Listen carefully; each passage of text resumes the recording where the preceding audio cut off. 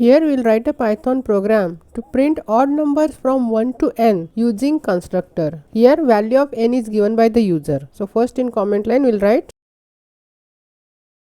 first we will define class find odd, then we will define constructor with init keyword and with one parameter.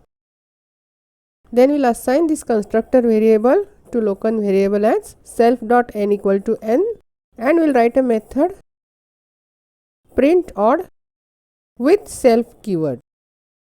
First we will display message as odd numbers from 1 to n. Here we will use formatting output.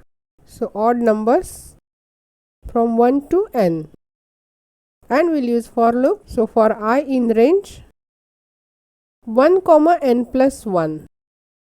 Then we will check whether number is odd or even. So if I mod 2 not equal to 0, we will print I, and then outside the class we will accept value of n from the user. So n equal to int input, enter nth term to print odd numbers.